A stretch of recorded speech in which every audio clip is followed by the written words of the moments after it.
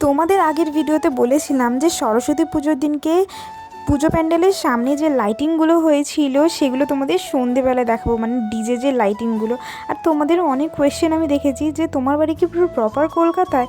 অনেকে ফোন করে করেও অনেক বান্ধবী বন্ধুরা জিজ্ঞেস করে তোর বাড়ি কি পুরো প্রপার কলকাতায়, তাহলে তুই দীঘাতে কী করে বিয়ে করলি, আর তোর শ্বশুর বাড়ি কি প্রপার দীঘাতে নাকি। তো আমি তাদেরই উত্তর দিচ্ছি যে হ্যাঁ, আমি পুরো প্রপার কলকাতায় আমি থাকি।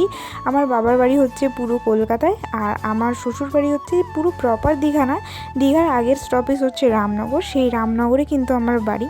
আর এই ঠাকুরগুলো হচ্ছে আমাদের পাড়ার, মানে রামনগরেরই। আর এই ডিজেগুলো লাইটগুলো হয়েছে একদম রামনগরের। দেখো সন্ধেবেলা আমাদের এই পাড়াটা কতটা সুন্দর লাগে।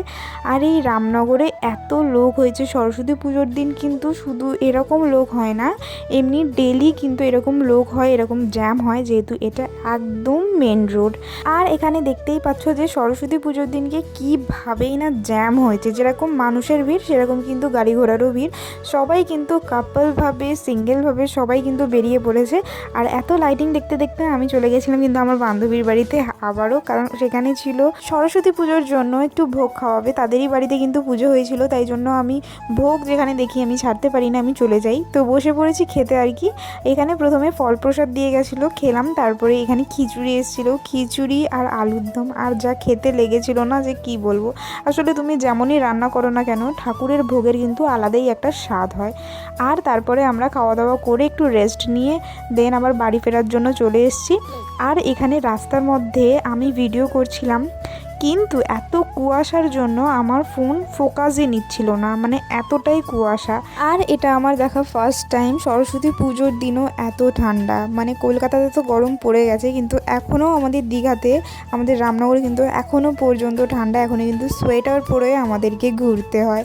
আর সেই দিন সরস্বতী পুজোর দিন তো সারাদিন ঠান্ডা ছিল, কিন্তু রাতের বেলা পুরো কাঁপুনি দিচ্ছিল, আর যেহেতু বাইকে করে আমরা আসছিলাম। তারপরে আবার আমরা কিন্তু চলে গেছিলাম রামনগরে। আর আমার বর বললো যে একটা রেস্টুরেন্টে ঢুকে খাবে।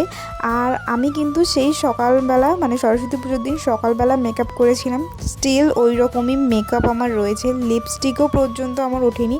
একটু খাচ্ছিলাম, সেই খাবার জন্যই হালকা হালকা উঠে গেছিলো, কিন্তু আমার মানে যেরকম মেকআপ কি সেই রকমই আছে। আর রেস্টুরেন্টে গেছি, আমার বর খাচ্ছে, আমি খাবো না কি করে হয়, তাই জন্য আমি নিয়ে নিয়েছিলাম এখানে দুটো চিকেন ললিপপ।